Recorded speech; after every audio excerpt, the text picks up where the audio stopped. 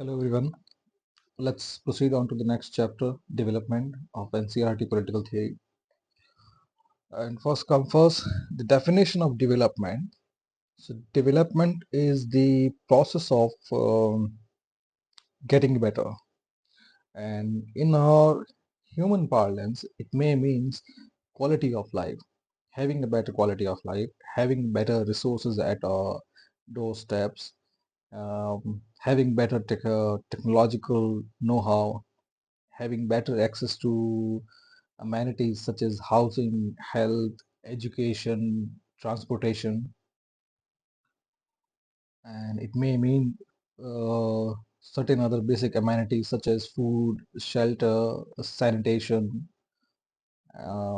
better quality of environment, having a pollution-free air, drinking pollution-free water, um, being free from any climate deluges and calamities, being free from other such human-induced anthropogenic causes such as war, destruction, rapacity, etc.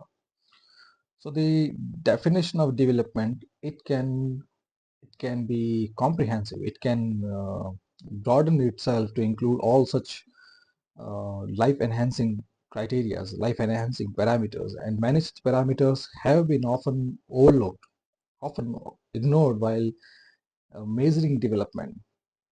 So as of now, we measure development uh, by indexes that stresses upon GDP, gross domestic product, or national production of goods and services, or the general circulation of money. But that should not be case. Higher circulation of money do not does not translate into equitable distribution of benefits. Say, for example, in the Indian economy, it is a 5 trillion economy, and while this is a surmountable figure, and this is a commendable figure in the to have a high GDP place, to have a high monetary numbers among the 200 countries of the world. Yes, it is commendable, but other than that, does that development does it translate into an equal society or equitable society, or does the the monetary figures, do they translate into equitable life of people from all sections of society? Because India is not just the rich people, India is not just the monetary figure. India is composed of people, and if people are living in a bad situation, if people are not living in a with proper shelter, and people are not living a quality life, so those monetary figures, they are not likely to figure much in any such contemporary thoughts. So let's proceed on to the chapter. As for the definition of development, in the broader sense, development conveys the ideas of improvement, of progress, of well-being, and an inspiration for a better life. Through its notion of development, a society articulates what constitutes its vision for society, or its vision for a better life. But usually this term development, it has been used in a narrower sense, which refers to more limited goals such as increasing the rate of economic growth or modernizing the society. And development has often, unfortunately, come to be identified with achieving preset targets, such as completing infrastructure projects or building hospitals, uh, building factories, or having higher monetary figures, a higher percentile growth in economy and GDP. So such narrow focus on the terminology, or narrow focus on the achievement of development, it often jeopardizes the quality of life of people who are living on the lowest strata of people, those downtrodden, deprived people who are living hand to mouth. These figures, these talks, these terminologies, they do not matter much. But ultimately, it's their life at stake.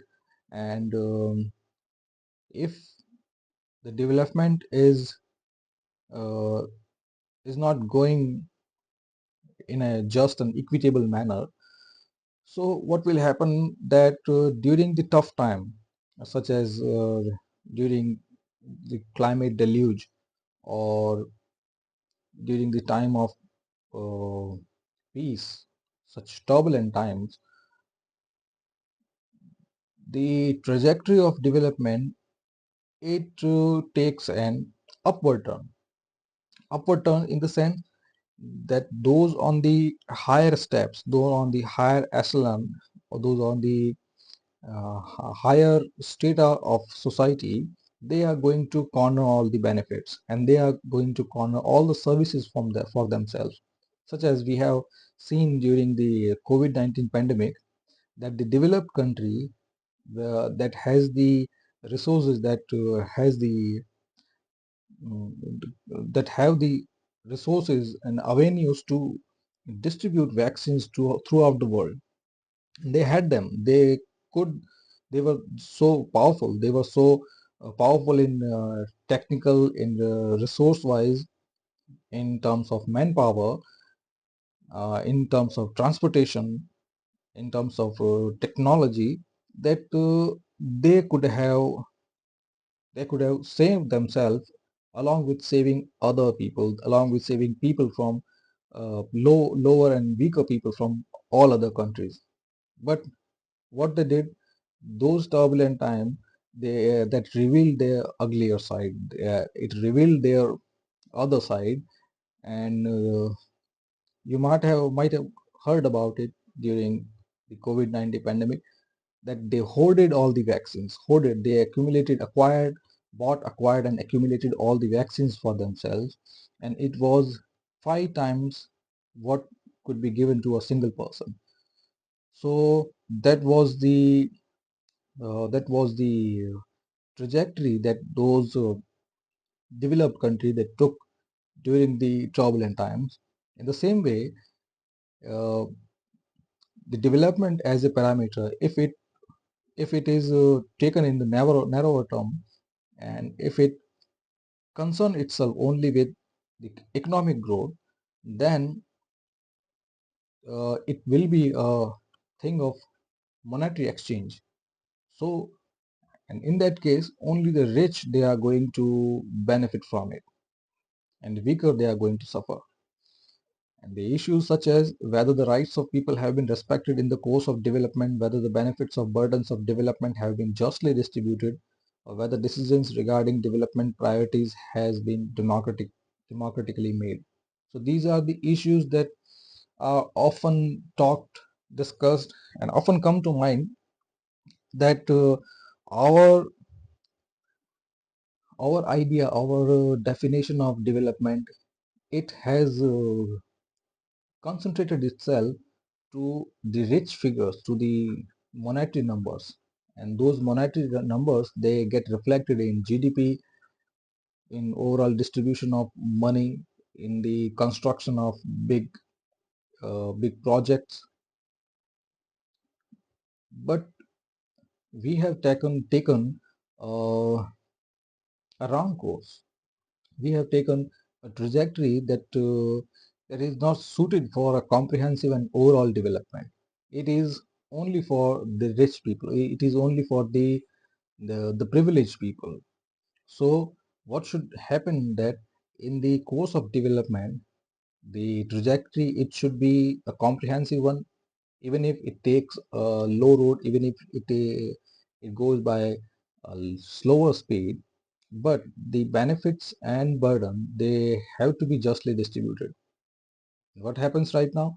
The benefits are cornered by the rich, and burden are the shared by the poor people. And again, that the decisions regarding development priorities, whichever they are, whether they are increasing the GDP number, or constructing bigger projects, they need to be democratically made. Means the person who are suffering from them, person who is going to face the burden, shoulder the burden of those uh, development priorities, they need to be consulted and talked into it. Let's talk about the challenges of development. The concept of development, it gained importance after the second half of 20th century when many of the colonized countries they got political independence. But those countries, those former colonies, they were so exploited by the colonizers that they were impoverished.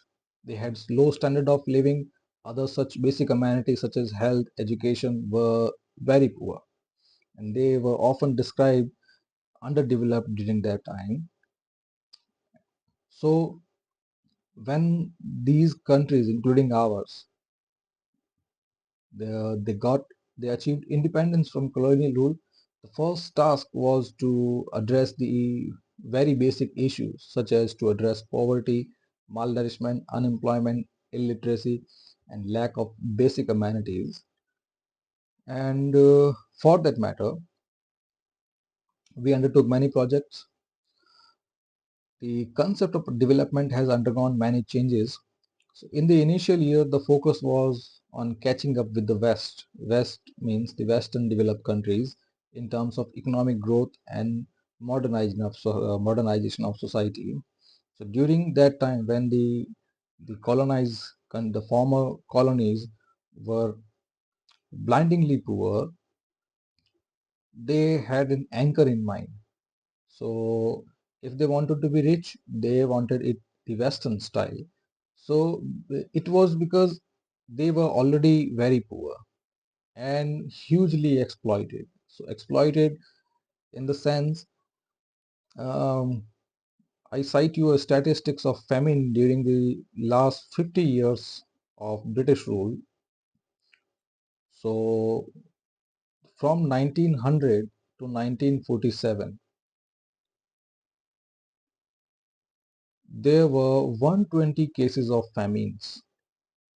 Famine is artificial drought or artificial scarcity of commodity. So it doesn't mean they are not for non-availability of food grains. Artificial drought. Food grain and other basic amenities are there. They are present in the market, but they are artificially scarce. Their supply it has been stopped by many anthropogenic or man-made factors, and such factors were led by the colonizer, the British people, so that the benefits could be exploited. And since a particular natural drought, because at that time many infrastructure project irrigation facilities were not there, and India at the time, India in the early 20th century, it relied heavily on rainfall for agricultural production. So a natural drought the coupled with failed monsoon or a failed agricultural produce, it can easily uh, tempt it can easily it could easily convince the British authorities then that it was the right time to hoard things. It was the right time to cut off the supply or squeeze the supply of basic article so that its prices could go up. But since the general populace they were already poor and they could not uh, afford money to buy such basic amenities, and since their own agriculture produce it had also failed. In such a case they could not buy certain things, and what else could they do? The only option they had was to die of starvation. So it's like have you are thirsty and you have a well nearby, you have a source of water supply nearby, but you die of thirst just because there is a premium on accessing water, a premium on taking drawing water from that water source. So the same condition, the same artificial drought situation, it prevailed in the final years of the colonial rule, so much so that there were 120 famines and around 20 million people died from starvation. 20 million people died from such drought related or such famine related deaths. The, this was uh, the state this was the state of exploitation during the colonial time.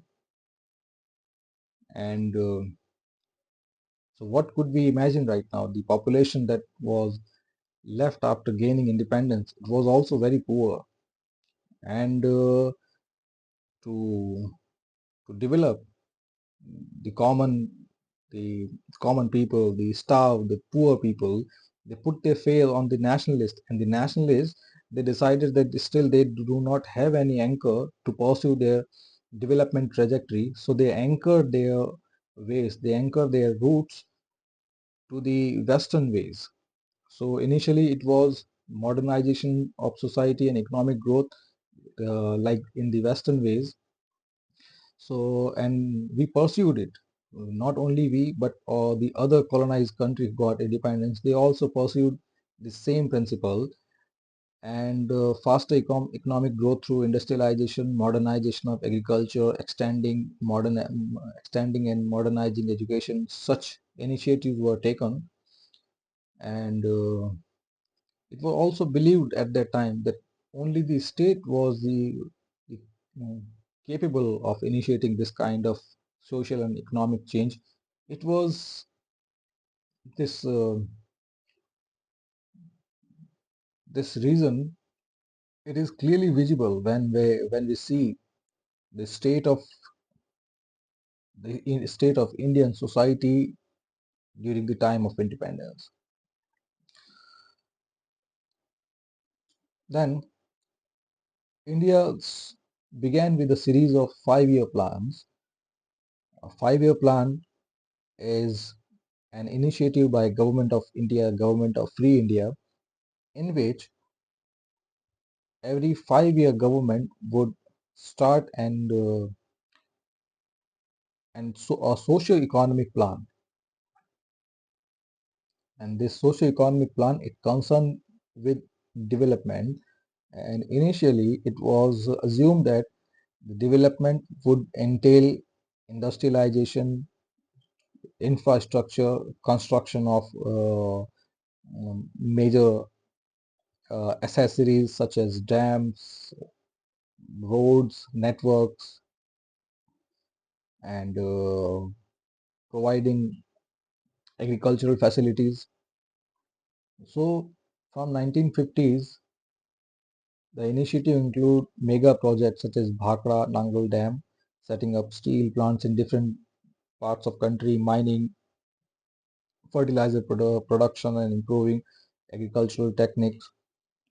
And it was also hoped that the emerging prosperity, so the benefits of having made the investment in such projects, so the ensuing prosperity, it would trickle down to the poorest section of society, and this would reduce inequality.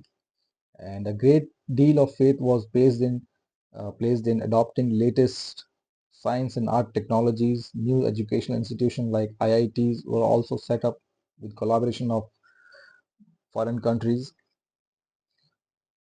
But this model of development adopted by India and other newly independent country has come under a great deal of criticism, and the criticisms are that these development models, they have proved very costly for developing countries. The financial costs have been enormous, putting many countries into long debt, and Africa is still reeling under such debt. The first such criticism is the social cost of development. So this model has high social costs, and the first reason is that we are anchoring to economic parameters. We are anchoring the whole apparatus to economic growth. And economic growth is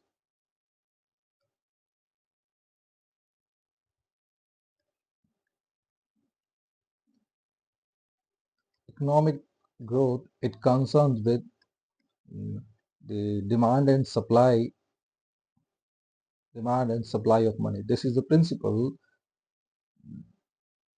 that runs in the market. And the demand and supply of money, it is encapsulator of all the entities, all the objects that could be enveloped by it. This may include goods, this may include services, this may include projects, this may include amenities, and it may include all such uh, economic initiatives and activities which can be counted monetary wise. So the term money has come into vogue because of specialization of crafts, specialization of crafts. So this entry of monetary terms or using money as a form of exchange, it had happened in the past because of the very reason that crafts or activities were specialized. Now people are not doing the primitive activity, people are not engaging in fewer activities. We have a lot of people right now, so and lot of people are doing lot many activities, and each of their activities which they could pursue only if they get something in return for their activity. So money is the return of any activity.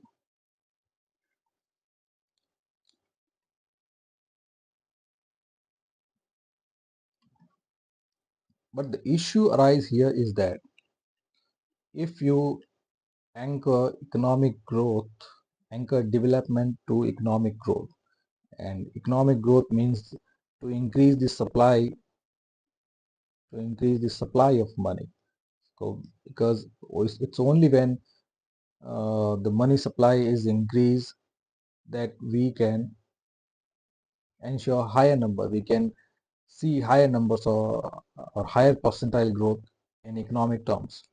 But to increase the supply of money, we also need to increase the demand, because that is the principle on which money works, or that is the principle on which all monetary exchanges work, not in present time but during the ancient time as well. If you want something, you need to give something.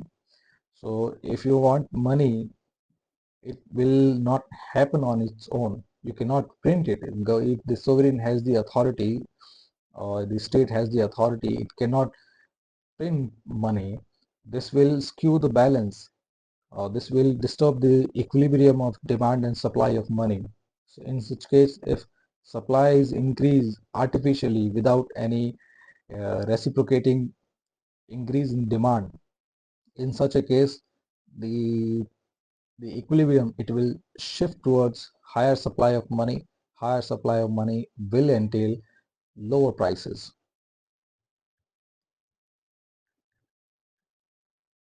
And suddenly, if it goes out of control, it may bring inflation, stagnation, and hyperinflation. The condition that we see where we had seen in Germany before the arrival of Hitler on the picture during 1930s. So, this lower or higher, sorry. So this demand and supply of money, it captures the overall pictures regarding the prices of commodities. So when India and newly independent country, they anchored themselves to economic growth. They started various infrastructure projects, infra and agri activities, and they believed that such benefit would accrue, would trickle down to the poor people. But what happened is that such projects, they are projects of long gestation. Long gestation means that even if they are built, they they will take some time before the people that are using them. So it's about the consumption of those commodities, consumption of those goods and services. So to use those infrastructure projects, whether it is road, whether it is a fertilizer plant, or whether the mining activities, it depends on the consumption. That is the law of demand and supply. You have invested and built a fertilizer plant, but such fertilizer plant, they need to produce, and that produce need to be consumed. So unless it is consumed, unless there is demand, you have your produce will not be sold. And if your produce will not be sold, this economic growth will not happen.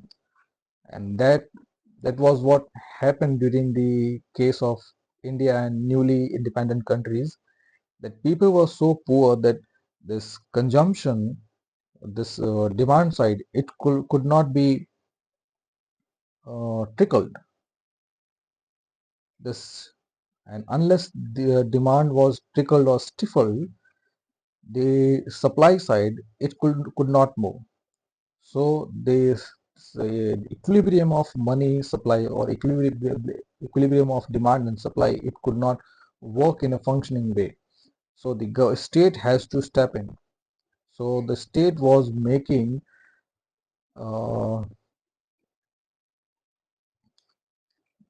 state was allocating the resources in two ways. First, it was building long gestation projects such as dams, railways, roads, other infrastructure projects, steel plants, fertilizer plants, and it was also providing avenues to people so that they could buy those resources. So state was also provided avenues of demand. So at first, the state had to spend a lot of money, and this money was distributed between two things.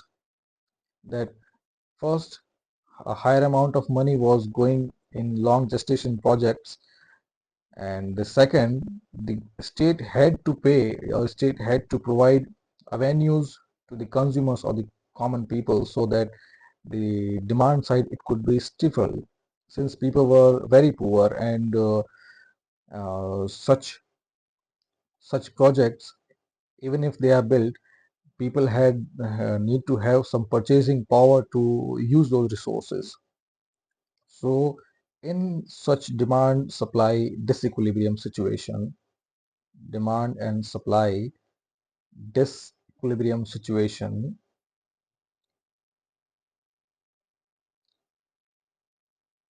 the costs are borne by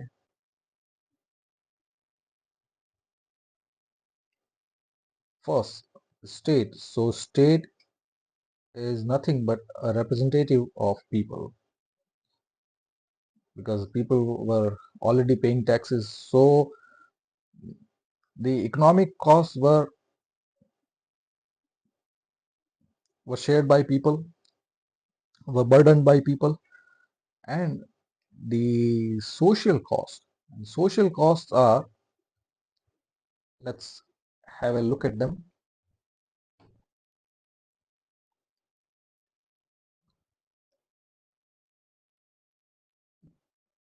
Social costs such as displacement for their homes and locality due to construction of big dams, industrial activities and mining activities, and other such infrastructure projects.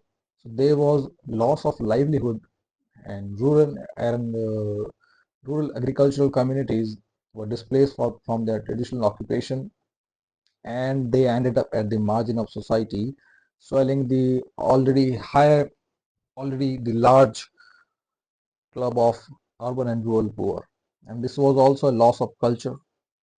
So here it is explained that because of this demand supply disequilibrium, the economic cost may be shared, may be burdened by people through state, because that would entail higher taxes and higher sovereign debt.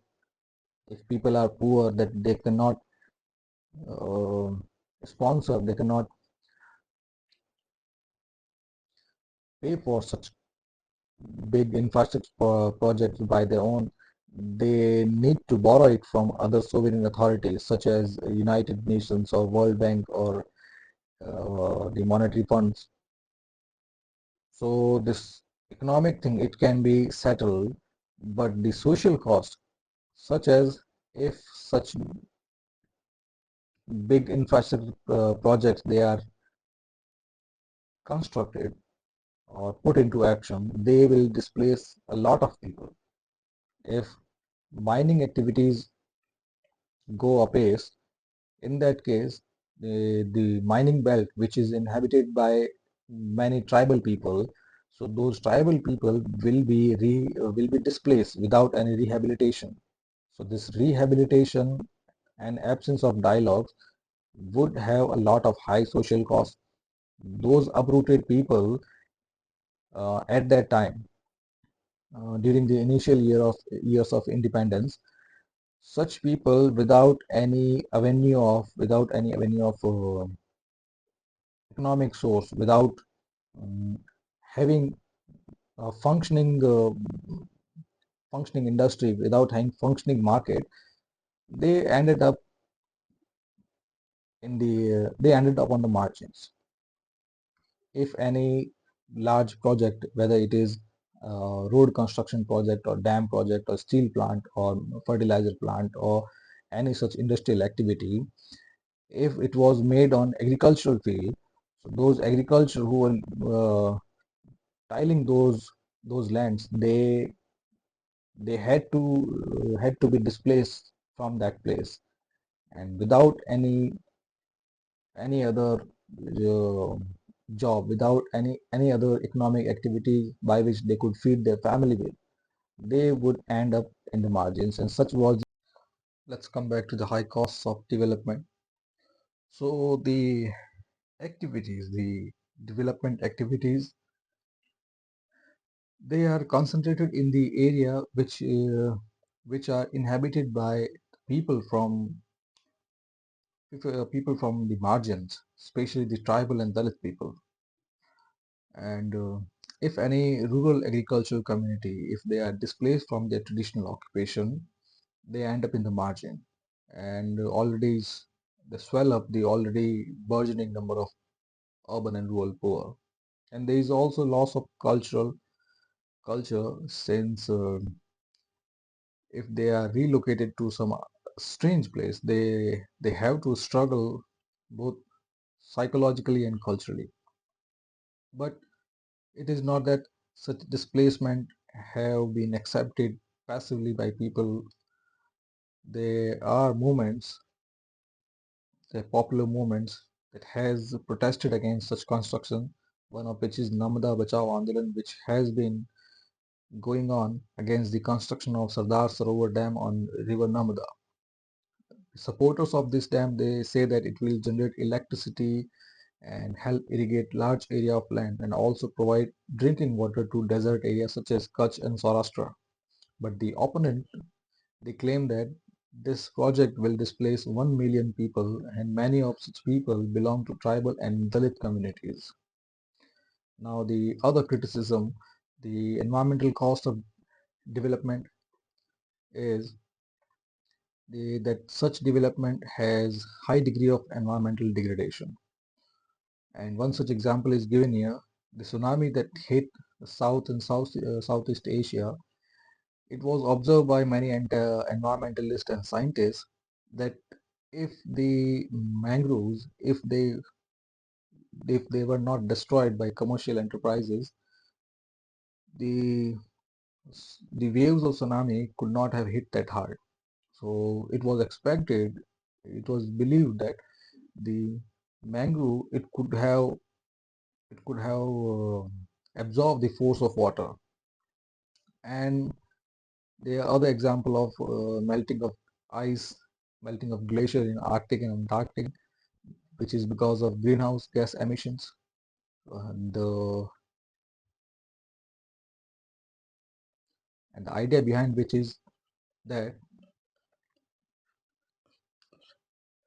Earth, which is enveloped by an environment, so this envelope, it ensure an optimum existence of temperature around 15 degrees centigrade, that is essential for survival of all forms of life. Now the concept of uh, albedo is nothing but reflection or absorption of sunlight. Reflection and absorption of sunlight, which says that um, the all the surfaces of of this world, whether it is, or in other words, every single object in this earth, on this earth, they either reflect or absorb light. And the physics behind which is the lighter the tone, higher the reflection. That is the principle. So if any object, whether small or big, if its tone, if its surface, it is lighter in color, it will reflect higher amount of sunlight. And as you know, the temperature itself, it will depends on absorption. If higher the absorption, higher the temperature. If higher the reflection, lower will be temperature. So the cryosphere here, it means the ice on poles. And since ice in its solid form, it is white in color, which is lighter, so it reflects more. And if the amount of sunlight that is reflected by ice is greater, uh, much of the sunlight, it reflects back to the space. And in that case, an optimum temperature or surviving temperature could be ensured. But due to the emission of particles, particulate matters, and emissions of fossil fuels, these fuels, they release many small microscopic particles. And such particle, the physics behind which is that uh, everything everything that is present on earth, it will only transform itself. So let's talk about fossil fuels. So any fossil fuel, it may be composed of matter and energy both. So this energy, it will be released, in the desired form. But the matter, it will also transform itself, such as petrol. So the liquid shape of petrol, while uh, during the process of energy derivation, the energy, it it will take the form of heat, but the liquid, the concrete part, it has to change some shape. So it will transform into particles, the residual particles, which are left after partial or full combustion. Such particles, such microscopic or small particles, these particles deposits and settle somewhere.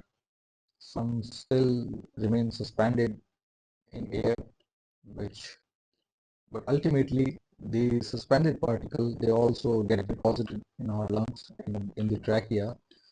So some of the particles, they get deposited on the ice cover, and when they get deposited, these particles, they reduce the albedo of ice. And when the albedo of ice is reduced, it cannot reflect the sunlight in the form of way. So the reduction of albedo, it leads to increase in absorption rate, absorption of sunlight, and the absorption of sunlight, it means the ice, when it gets heated, it will melt. So this melting of glacier, this whole phenomena is explained here because of albedo and such associated actions. Now I have explained the environmental cost of development.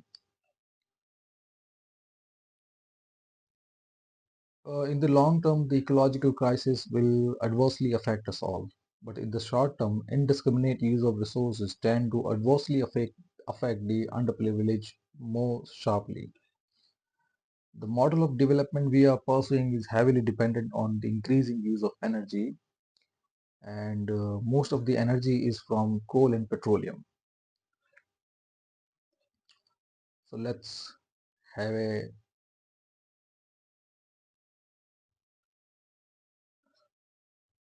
let's have a look at the energy scenario of the world.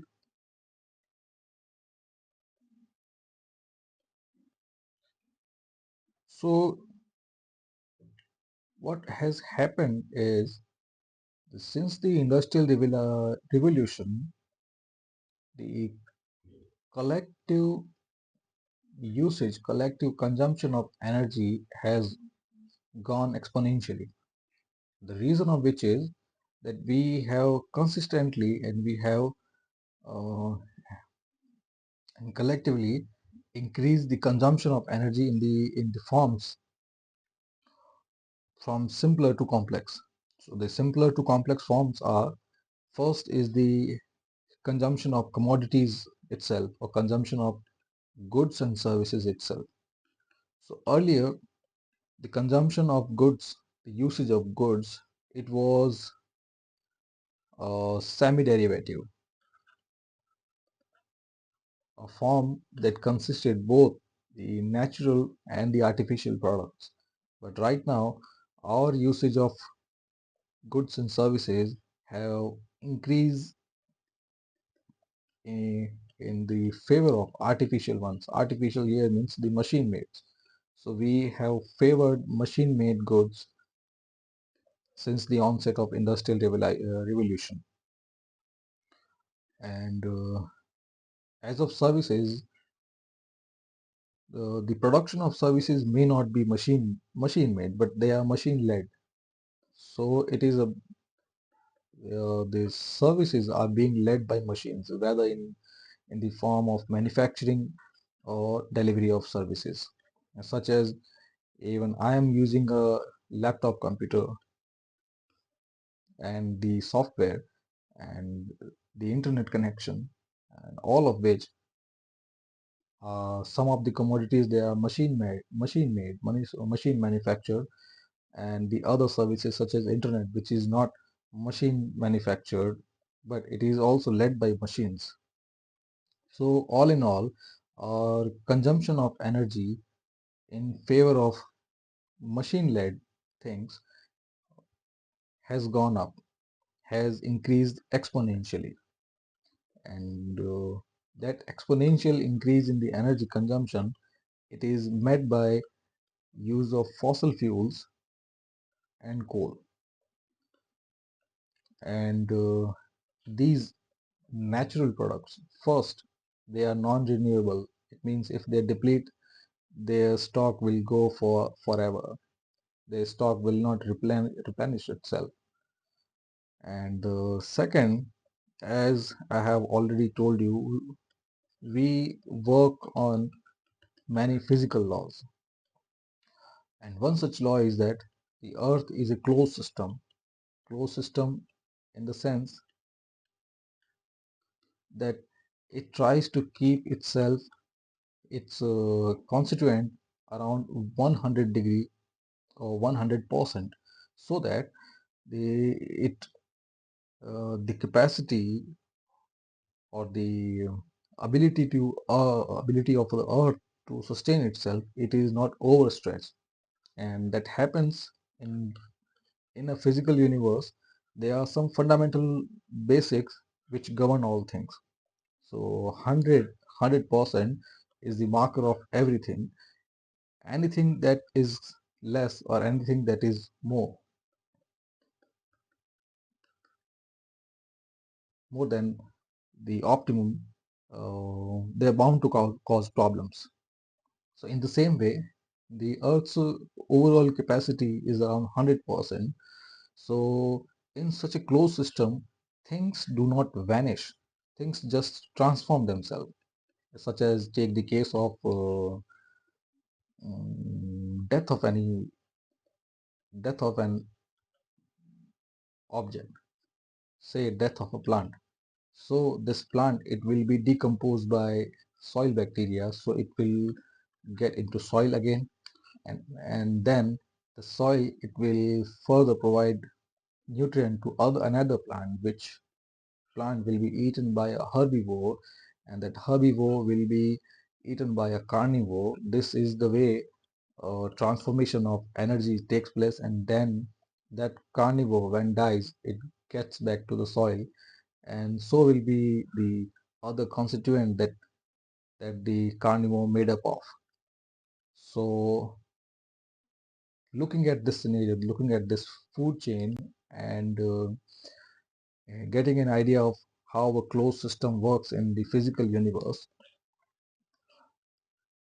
the same thing happens with fossil fuels and coal. So if these resources are consumed, their present status, it will transform in two ways. First, the consumption of these resources, they will provide energy in its usual form, that is heat. But then these resources will also, since it is a closed system, and nothing remains constant but transform itself. So the natural form, the natural physical form of these two objects, these two entities, they will change in favor of degradation, change in favor of degradation or decomposition or breakdown. The physical shape of these these elements, it will be broken down into particulate form, and these particulate forms, such as PM 2.5, PM 10, PM 8, carbon monoxide, carbon dioxide, nitrous oxide, methane. So all these particulate matter, all these particles, they may coagulate, they may remain suspended in air, they may deposit at any surface, they may travel thousands of kilometers since they are lighter than the weight of air, and they cause various ailments, which collectively known as pollution. So this is also another cost of development, and the environmental cost of development, which we are seeing now. Now let's assess the development.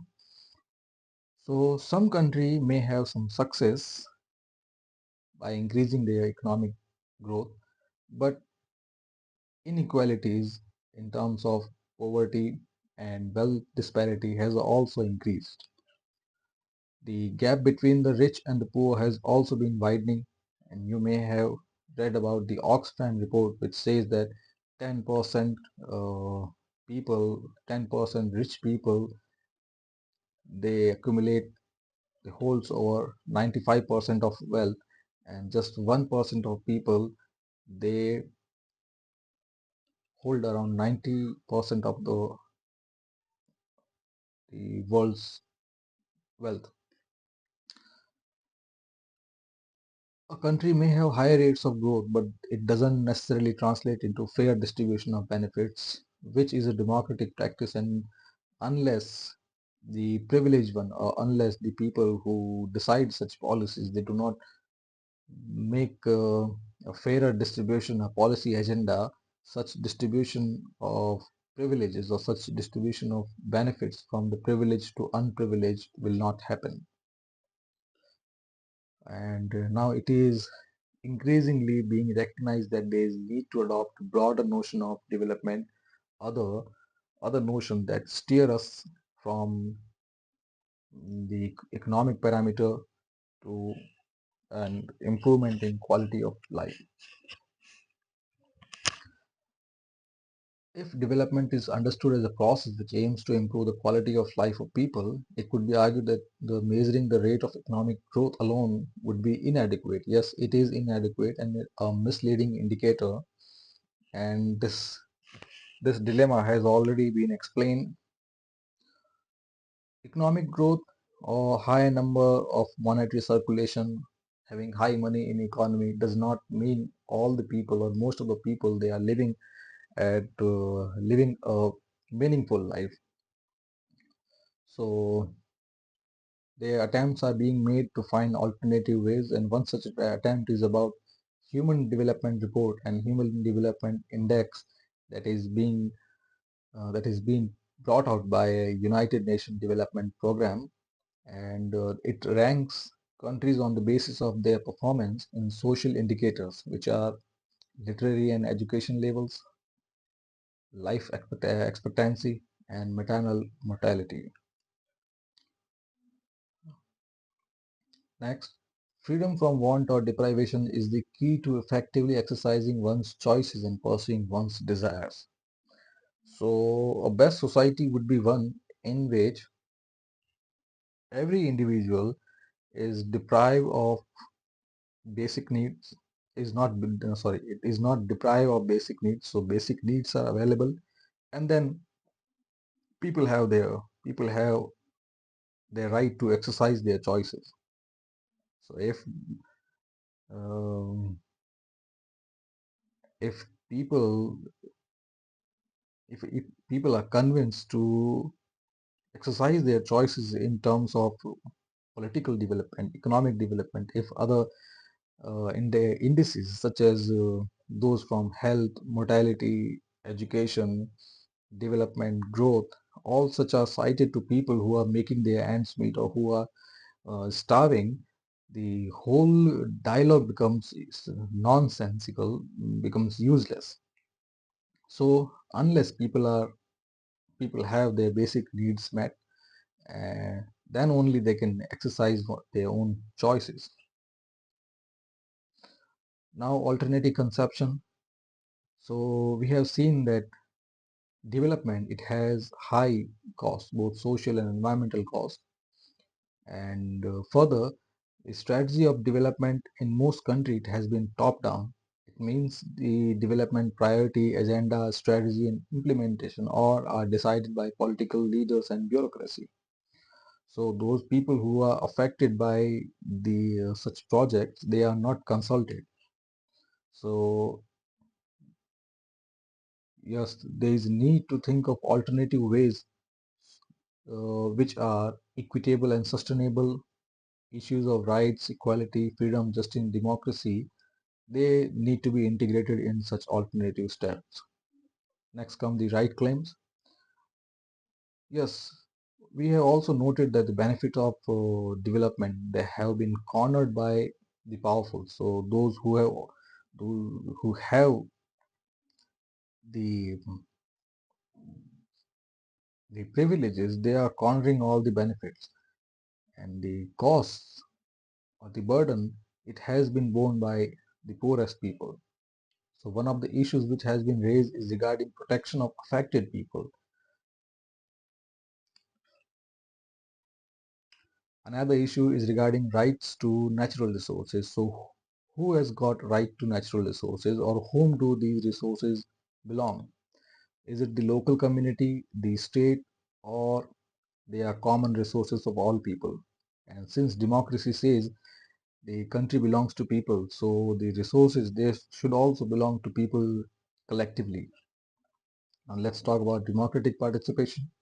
So a distinction between democracy and dictatorship is that in a democracy, conflict over resources or different visions, different interpretations, they are resolved through debate, and such such dialogue, it cannot be imposed from above. So if everyone in a society have a common stake in achieving a better life, then everyone need to be involved in formulating the goals of development. Uh, this is what democracy means. So if people are being affected by any ideas that are formulated in the higher sections of uh, politicians and bureaucracy, this practice should be shunned, and the people who are affected by it, they need to be involved in the decision making. And to ensure participation is to allow local decision making bodies to take decision about development projects in the local area. So yes, it is a good suggestion that if if local decision making bodies such as panchayati raj institutions or urban local bodies, they are closer to people, and if any such development project is being is the need the need is being felt to undertake such a project, it is best that the local authority, they should be involved in this. And this will also increase the power and resources of local bodies on their own resources.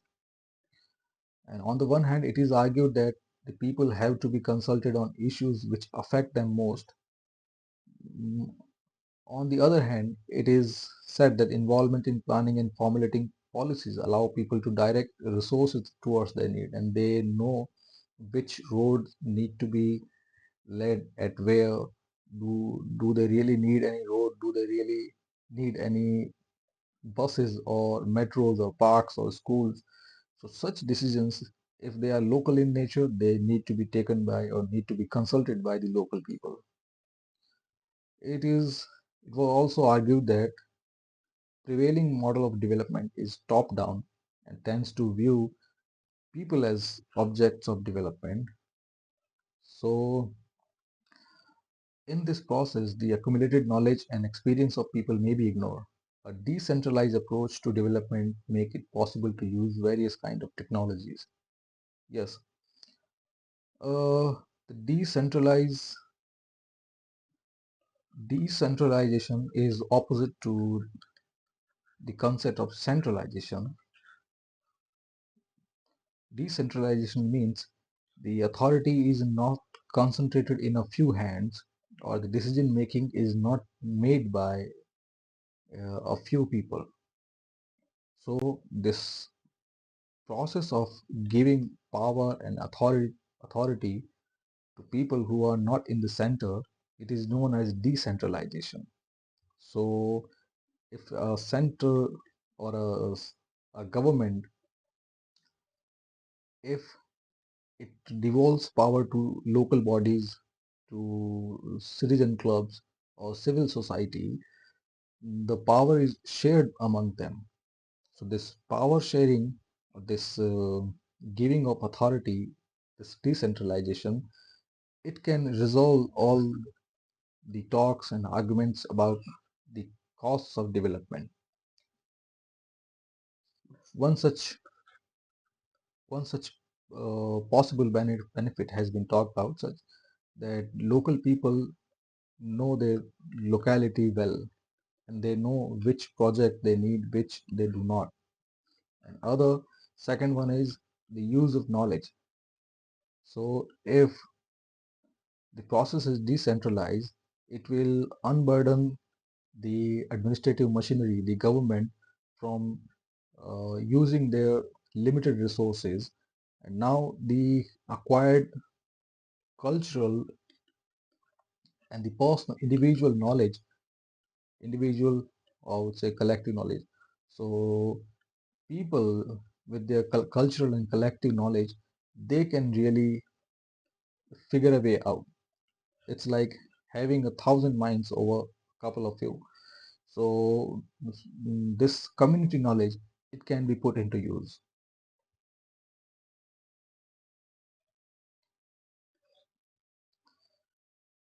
Next, development and lifestyle.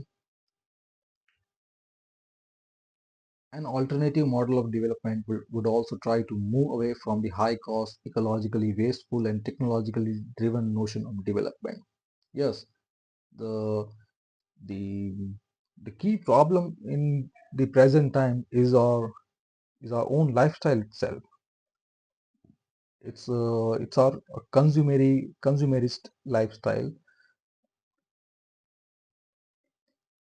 We are consuming a lot, and the problem with these, yes, some of you may argue that if we are earning, if we are working far hard for it, we can consume whatever we like. Yes, you can. Nobody's stopping you. But the consumption pattern, it is not backed by reuse and recycle. So it's not about you. It's about the back end processes. So at first, your consumption of goods and services, it is not a problem, and it may become a problem if you are consuming it wastefully. So it is a personal decision, personal discretion to waste your resources. But the problem is that the earth is a physically closed system. So if you have some resources, it means looking at that 100% parameter, some people may not have it.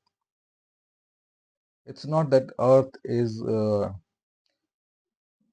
a magical cow that you can drain it, you can squeeze anything out of it and it will never deplete. The resources on earth, they are limited, and the overall the upper cap, it is on 100%. So it is only distribution of resources. If somebody have them more, so somebody have them less. This is what has caused such high level of inequality in our in this whole world.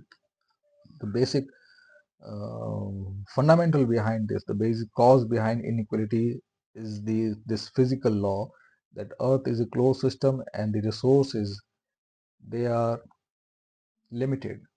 So if somebody has got higher stake, out of this 100%, if somebody has got 50%, the rest of the population has to contend with or distribute the other 50%.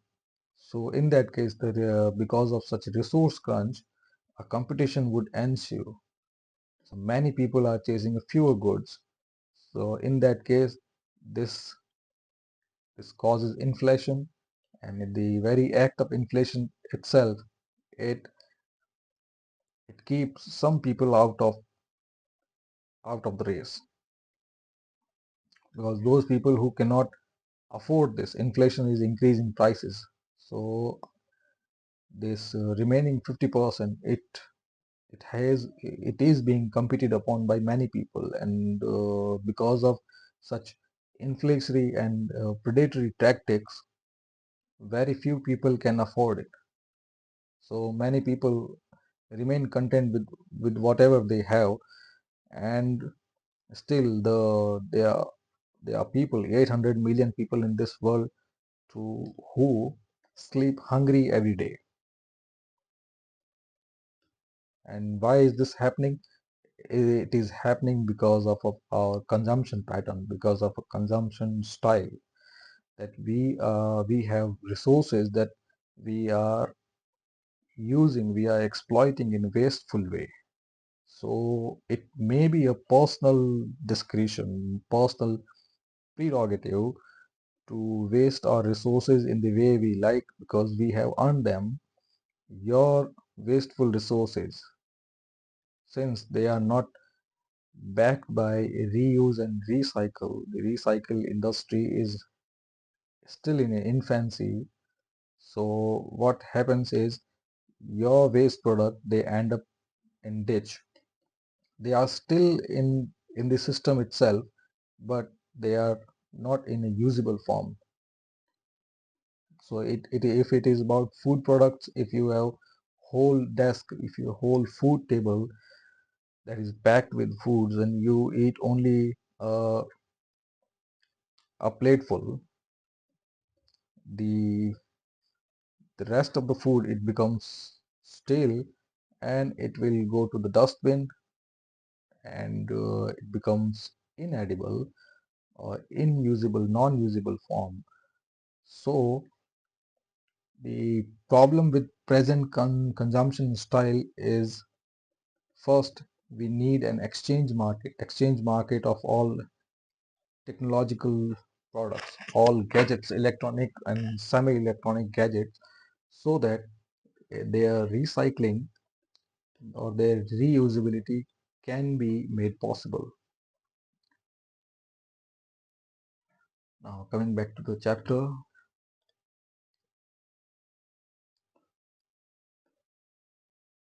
yes. So one alternative way is that we can move away from this high cost, ecologically wasteful and technological driven model of development. But as you can say that at one level, effort should be made to conserve natural resources and use renewable source of energy as far as possible. Efforts such as rainwater harvesting, solar and biogas plant, microhydel plant, and using green manure instead of fertilizers. Such activity can have um, positive and exponential benefits to overall society. Big projects, they should be replaced by small projects, such as big dams can be replaced by small dams or series of bunds on small dams. They not only require much less investment but also cause minimum displacement and can be beneficial to local population. At another level, there is also a need to scale down our need for non-renewable by changing lifestyle. But debating the possibility of alternative lifestyle could also mean increasing awareness of freedom and creativity for opening an alternative vision of good life. Now coming to conclusion, the idea of development refers to desire for a better life. This is a very powerful desire, and the hope of improvement is a driving force in human action. So there is a multi-pronged search for more equitable, sustainable, and democratic model of development, and it will happen because the coming generation, uh, since the speeches of Greta Thunberg, so the upcoming generations, they are really aware about climate change and the model of development. So such equitable, sustainable and democratic model of development will be found. Uh, Next, the issue that have arisen while pursuing the goal of development reveal that the choices we make have an impact on others. So we need to think about others, since the earth is a closed system and law that governs others also govern us. And the resources are also limited. So if we acquire a lot many uh, lot many resources for us, citing it as a personal discretion, in such a case that is bound to impact others. It will impact others in a negative way. They will not have the resources, and because of the resource crunch, there will be a competition, and such competition, when viewed through the dynamics of market supply and demand, the competition will drive prices up. So the inflationary pressure on prices, that will also keep many people out of the race. So we must therefore see ourselves as part of larger universe for fates linked together. And we need to choose carefully, keeping in mind not just our present need but also a long-term interest. This is all, and I request you to subscribe my channel so that I can continue making such a video and continue upgrading myself, uh, continue making videos which help you in clearing this examination. Thank you very much.